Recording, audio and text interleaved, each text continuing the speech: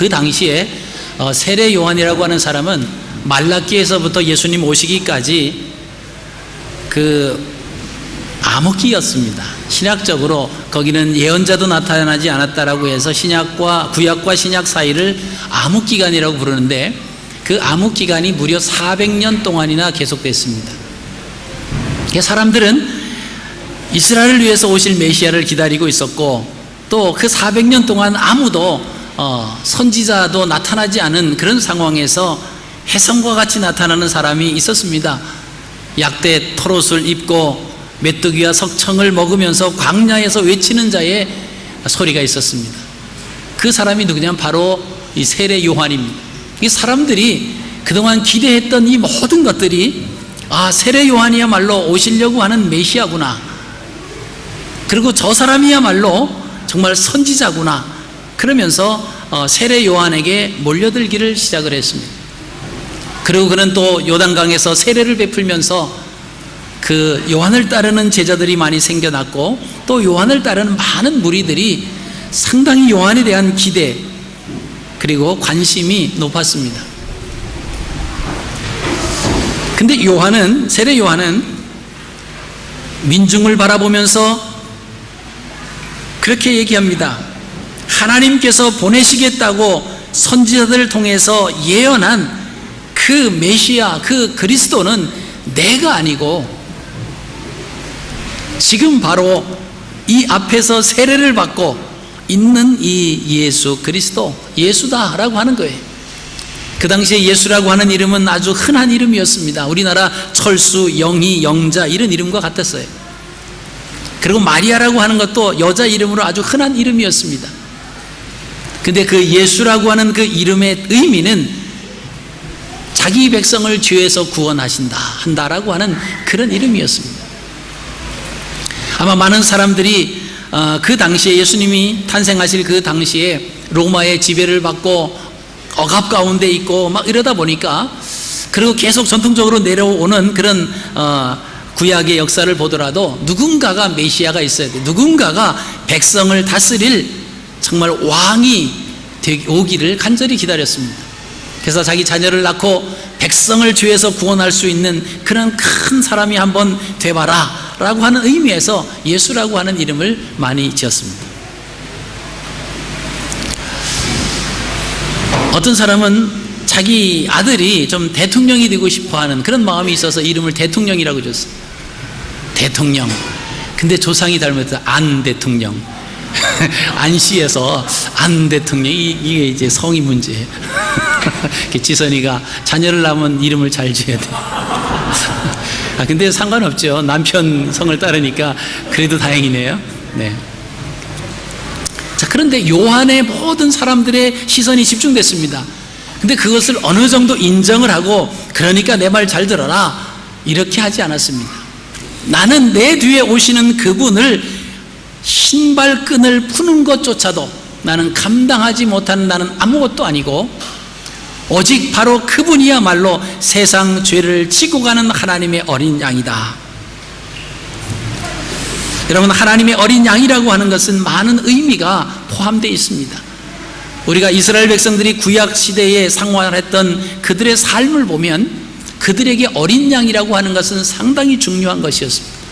그들이 하나님 앞에 제단을 쌓을 때 그 제물이 뭐냐 하면은 어린 양이었습니다. 그런 이 어린 양이 하나님 앞에 제단에 바쳐짐으로 인해서 이스라엘 백성들이 지은 죄가, 그 어린 양이 불에 타 들어가면서 그들의 죄를 사하는 것을 의미를 합니다. 그러니까 이 어린 양이라고 하는 것은 상당한 의미가 있습니다. 우리가 창세기로 좀 올라가 보면 이 어린 양이라고 하는 것이 에덴 동산에서 최초로 희생된 양이 바로 그 동물이 이 어린 양이었습니다. 아담과 하와가 하나님 말씀을 어기고 죄를 짓습니다. 그리고 하나님 낯을 피해서 숨어 있었습니다. 그들은 무화과 잎으로 자기의 부끄러운 부분을 가렸습니다마는, 그러나 바람이 불고 날씨가 따뜻해지고 햇빛이 비치다 보니까 그 모든 것이 조금 움직이면 다 바스러져 그냥 수치스러운 부분이 다 드러나는 거예요. 그러니까 하나님께서 어린 양을 잡아서 그에게 가죽 옷을 해 입혀주셨습니다. 그래서 가죽 옷의 원조는 하나님이세요. 그래서 가죽 옷을 입혔습니다. 가죽 옷을 입었다라고 하는 것은 요사이 동물 애호가들이 겨울에 특히 뭐 호피를 입고 다닌다든가 뭐 그 동물의 그 가죽을 이렇게 가공해서 옷을 입고 다니는 사람, 아주 동물 애호가인데 좀 지나친 과격한 애호가들은 그 사람들에게 막 야유할 뿐만이 아니라 막 구타까지 하고 막 그런다 그래요. 옷을 뺏어서 막 찢어버리기도 하고 그런다 그러죠. 동물 옷을 입었다라고 하는 것은 동물이 죽었다라고 하는 겁니다. 그럼 그 양이 죽임을 당해서 아담과 하와의 부끄러운 부분, 그 부분을 가리었다라고 하는 거예요. 그러니까 어린 양의 죽음이다라고 하는 것은 그런 의미가 있습니다. 그래서 세례 요한이 예수 그리스도를 통해서 하나님의 어린 양이다 이렇게 말한 것은 바로 그러한 의미가 있습니다. 6월절에 피 흘린 그 피 흘림에 필요한 양이 뭐냐면 어린 양이었어요. 1년 된 양이었습니다. 그 양을 잡아서 피를 좌우 문설주 임방에 바르고 이스라엘 백성들이 애굽에 있을 때 그것을 급히 먹었습니다. 그때 죽음의 사자가 좌우 문설주 임방에 바른 그 피를 보고 뛰어 넘었다. 그래서 6월절, 그래서 6월절을 그때 그렇게 지키게 됐습니다. 이 어린 양의 피가 이만큼 놀라운 역사가 있다라고 하는 것입니다. 그뿐만이 아니라 이스라엘 백성들이 이제 가나안 땅에 들어와서 거기서 성전을 짓고 거기에서 제단을 쌓을 때마다 아침 저녁으로 드릴 때에 그때 그 번제나 속죄의 제물, 그 주 제물이 어린 양이었습니다. 물론 소도 있었고 또 비둘기도 있었고 여러 인물이, 그 동물이 있었습니다마는, 그러나 그 예물 중에서, 제물 중에서 가장 주된 제물은 어린 양이었습니다. 7월 10일 날 대속죄일이 되면은 대제사장이 지성소에 들어갑니다. 그때 염소 둘을 잡아서 하나는 아사셀 해서 밖으로 광야에서 풀어줍니다. 우리의 죄가, 이제 이스라엘 백성의 죄가 달아났다라고 하는 겁니다. 그리고 한 마리 어린 양은 잡아서 그 피를 가지고 지성소 안으로 들어오는 거예요. 그래서 하나님의 법궤에 그 지성소에 뿌리면서 이스라엘 백성들의 죄를 사하는 그런 모습이 바로 대속죄일에 대제사장이 했던 것입니다. 그러니까 우리의 죄를 사해주는 그 피가 뭐냐? 바로 어린 양의 피였다라고 하는 것입니다. 바로 우리를 위해서 2000년 전에 오신 예수 그리스도, 그분을 가리켜서 세례 요한이 말하기를 이분은 하나님의 어린 양이다, 세상 죄를 지고 가는 하나님의 어린 양이로다. 그럼 세상 죄라고 하는 것은 우리의 죄입니다. 우리가 이 땅에 살아가면서 우리가 알게 또는 모르게 짓는 죄가 얼마나 많이 있는지 알 수 없습니다. 그런데 대부분의 죄가 모르고 짓는 죄보다 알면서 짓는 죄가 더 많다라고 하는 사실이죠. 압니다. 이거 하나님이 원하시지 않고 하나님이 기뻐하시지 않는 것이라고 하는 것을 알면서도 계속해서 뿌리치지 못하고 죄를 짓는 모습들이 바로 우리 인간들이었습니다. 그래서 그럴 때마다 양심의 가책을 느끼고 죄를 사함받기 위해서는 어린 양을 잡아서 하나님 앞에 드렸습니다. 그 드리는 것으로 끝나지 않았어요. 거기서 돌이켜야 되는데 또 돌이키지 못하고 또 욕심에 이끌려서 육신에 따라서 또 죄를 짓습니다. 그 또 짐승을 잡아서 제물로 드리고 하는 그런, 계속 반복됐다라고 하는 것입니다. 이 땅에 오신 예수 그리스도, 그 예수 그리스도는 하나님의 제단에 드려지는 그 제물은 어떤 제물이어야 되냐? 첫째는 흠이 없어야 됩니다. 상하지 아니하고 다리를 절지 아니하고 몸에 흠이 없는 양이라야만 하나님 앞에 드려질 수 있는 제물이 됐습니다. 예수님께서 이 땅에 오셔서 하나님의 어린 양이다 이렇게 말씀하셨다라고 하는 것은 하나님 앞에 드려지기에 부족함이 없어야 됩니다. 우리의 죄를 담당하실 수 있는 그만한 자격이 돼 있어야 된다라고 하는 겁니다. 흠이 있으면 안 돼, 죄가 있으면 안 된다라고 하는 그런 말입니다. 그렇기 때문에 인간이 인간의 죄를 담당할 수 없기에 하나님께서는 그 아들 예수 그리스도를 이 땅에 보내주시고 그 예수님을 통해서 우리의 죄를 담당시키기 위해서 이 땅에 예수님이 오신 목적이죠. 예수님이 오신 목적이 뭐냐? 어린 양이다라고 하는 거예요. 그 어린 양은 흠이 없어야 되고 또 온유한 양이어야 됩니다. 여러분, 양의 특색은 온유와 평화라고 합니다. 이사야서 53장 7절 말씀을 보시면 그가 곤욕을 당하여 괴로울 때에도 그 입을 열지 아니하였으며 마치 도수장으로 끌려가는 어린 양과 털 깎는 자 앞에 잠잠한 양같이 그 입을 열지 아니하였도다. 여러분, 양이 주인이 이제 자기 털을 이렇게 깎지 않습니까? 털을 깎을 때 이 양은 아무 반응도 하지 않는다. 그리고 주인이 양을 잡을 때에 이 양은 소리 지르지 않는다라고 하는 거예요. 주인이 나를 먹으려고 하는지 제물로 하는지 자기를 죽일 때 이 양은 소리 지르지 않는다라고 하는 거예요. 양의 반대는 염소지요. 염소는 막 자기에게 조금만 상처를 줘도 막 기리기리 날뛰고 막 뿔로 막 들여받고 막 그런 성품이 있어요. 이 양은 온유한 특성이 있습니다. 그리고 이 양은 희생하는 마음이 있다는 거예요. 우리는 하나님의 어린 양이신 예수 그리스도를 본받아서 그의 성품을 따라가는 하나님의 자녀들, 예수님의 제자들입니다.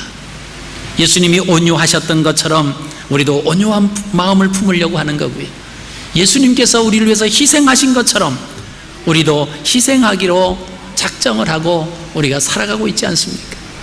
하나님의 자녀라고 하는 것은 하나님의 뜻과 하나님의 말씀과 그 하나님의 율법에 순종하는 자라야 하나님의 자녀인 것입니다. 하나님이 원하시는 그 모습이 여기 있는데 하나님을 믿고 하나님을 따른다라고 하면서 전혀 그 하나님이 원하시는 대로 순종하지 아니하고 엉뚱한 쪽으로 우리가 간다라고 하면 그것은 하나님의 자녀라고 말할 수가 없다라고 하는 것입니다. 마가복음 10장 45절에 인자가 온 것은 섬김을 받으려 함이 아니라 도리어 섬기려 하고 자기 목숨을 많은 사람의 대속물로 주려 함이니라. 여러분, 이번 성탄에 하나님의 어린 양으로 오신 예수 그리스도를 우리가 만나시기를 원합니다. 과연 성탄이 뭘까?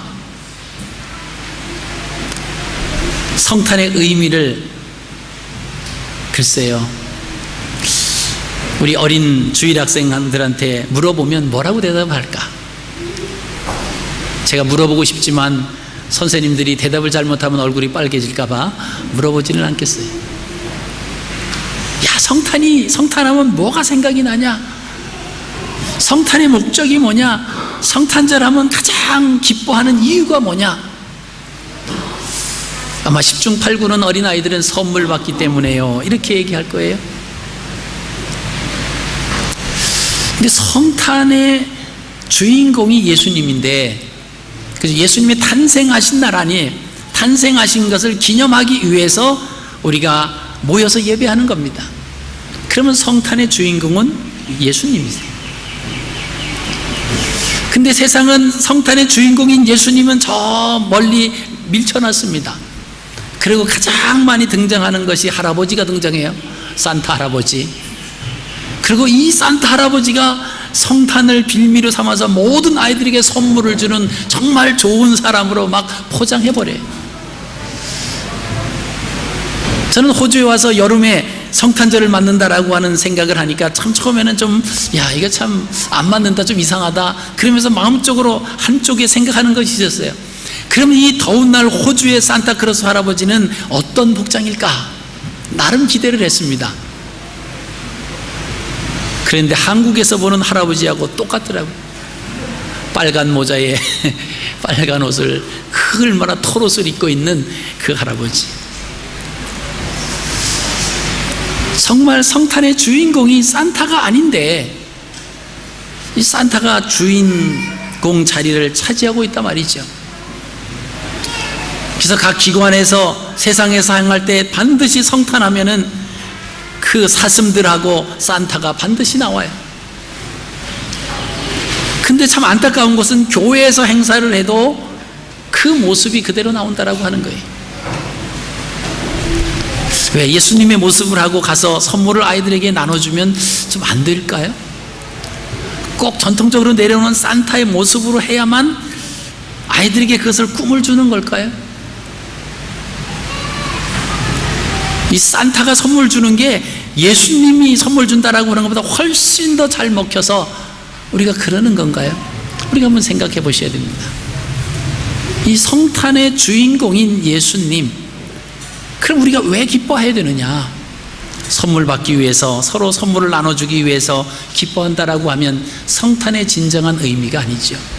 예수님이 오신 목적은 하나님의 어린 양이 되기 위해서 오셨다라고 하는 겁니다.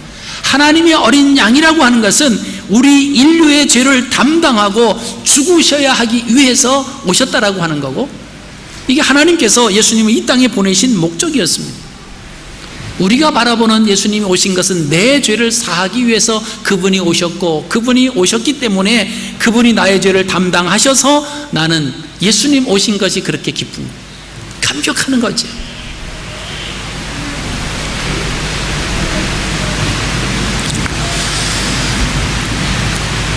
성탄을 맞이하는 우리는 지금 주의 전에 모여 있습니다.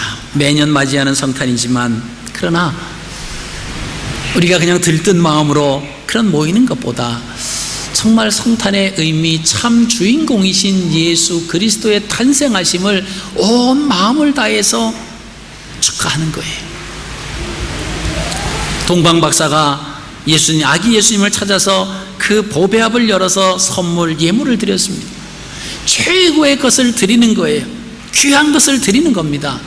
왜요? 그분이 오셨기에 이 땅에 평화가 넘칠 것이고, 그분이 오셨기에 이제 죄와는 상관없는 그런 삶을 살 수 있다라고 하는 그 마음 때문에 최고의 것을 드립니다. 여러분, 우리가 이번 성탄은 우리도 주님에게 최고의 것을 드릴 수 있어야 됩니다. 여러분, 우리가 드릴 수 있는 최고의 것이 뭘까요? 물질이 될 수도 있습니다. 시간이 될 수도 있습니다.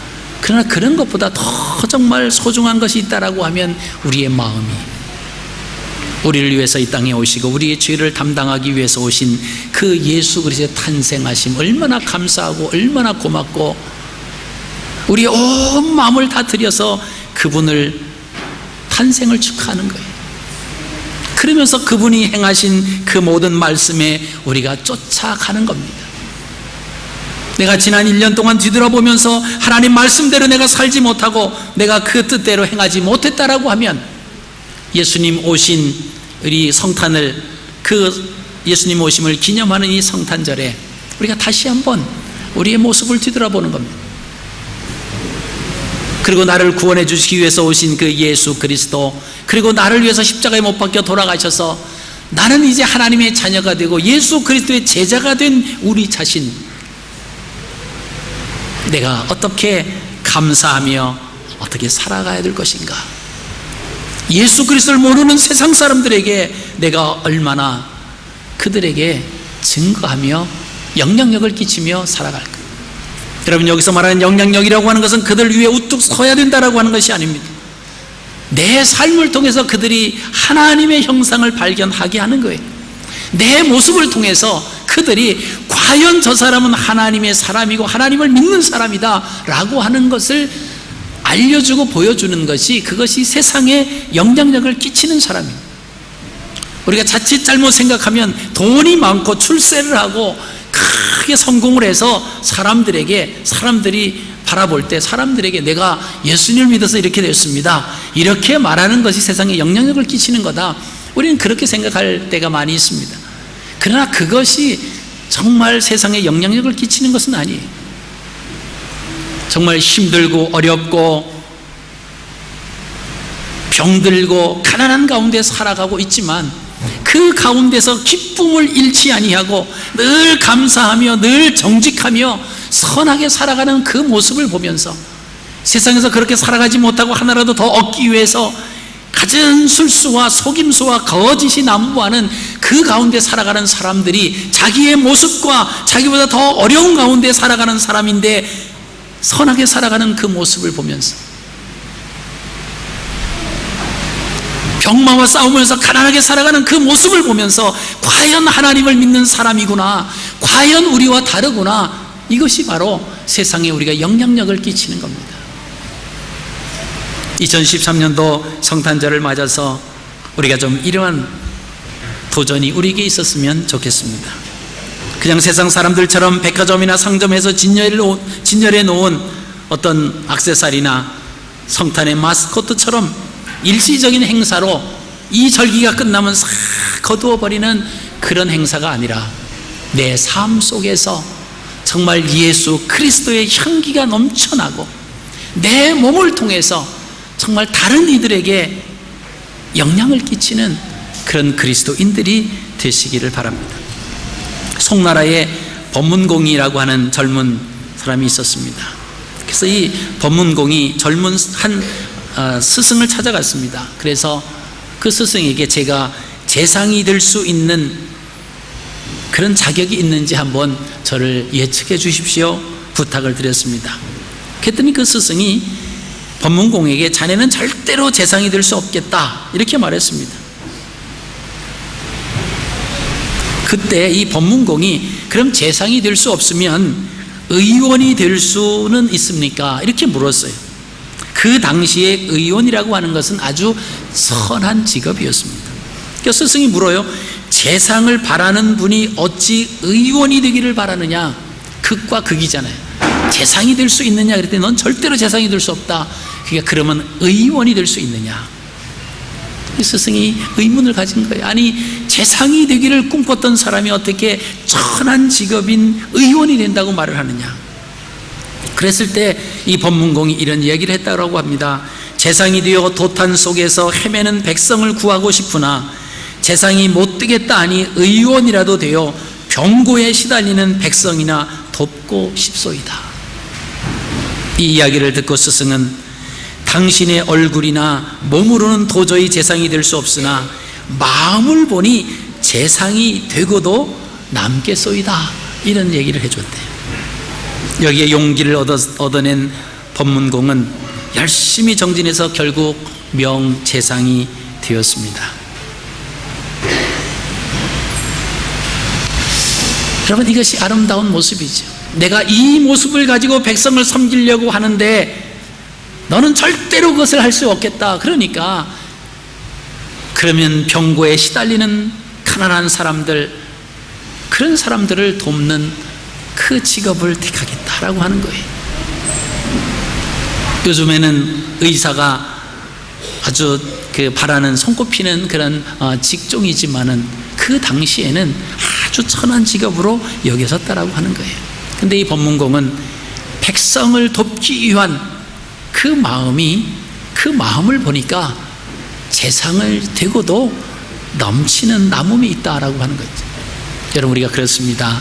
우리가 예수 그리스도를 믿는 하나님의 자녀로서 이 땅에 살아갈 때 내 몸이 어찌 되든지 내가 어느 위치에 있고 어떤 상황에 있는 것이 중요한 것이 아니라 정말 나를 통해서 예수 그리스도 그분이 나타난다라고 하면 내 삶을 통해서 내가 어찌 되든지 그 삶을 통해서 하나님의 영광만 받으신다라고 하면 나는 그것으로 만족하겠습니다. 이 고백이 바로 예수님이 이 땅에 오신 목적과 같다라고 하는 거예요. 여러분 2013년도 우리가 성탄절을 맞이했습니다. 우리가 이 아침에 주님 전에 나와서 아기 예수 탄생하심을 축하하는 예배에 우리가 오셨는데 과연 우리가 어떤 마음으로 어떤 모습으로 이 성탄을 맞이해야 되겠습니까? 예수님이 오신 목적은 하나님의 어린 양으로 오셨어요. 그분은 희생하시기 위해서 오셨습니다. 그분은 온유한 모습으로, 그분은 흠과 티가 없는 모습으로 우리의 죄를 담당하시기 위해서 이 땅에 오셨다라고 하는 것입니다. 그분이야말로 우리에게는 반드시 필요한 분이에요. 꼭 우리에게 오시지 않으면 안 될 그분이었습니다. 그분이 오심으로 우리는 하나님의 자녀가 됐고 우리의 죄에서부터 해방을 받는 이 엄청난 놀라운 은혜를 받은 우리입니다. 그로부터 2000년이 지나가고 있습니다. 2000년 이상 지나갔습니다. 오늘 우리가 예수 그리스도 탄생을 맞이하는 우리의 모습은 어떠한 모습인가요? 그분으로 인해서 정말 감격하고 성탄의 주인공이 정말 다른 어느 누구도 아닌, 다른 무엇도 아닌 오직 예수 그리스도, 그분 한 분이 오심으로 우리가 감격하고 기뻐하고 우리의 자신이 그 예수 그리스도의 본을 쫓아서 살아가기로 다짐하는 그런 아름다운 성탄이 되시기를 주님의 이름으로 축복합니다. 살아계신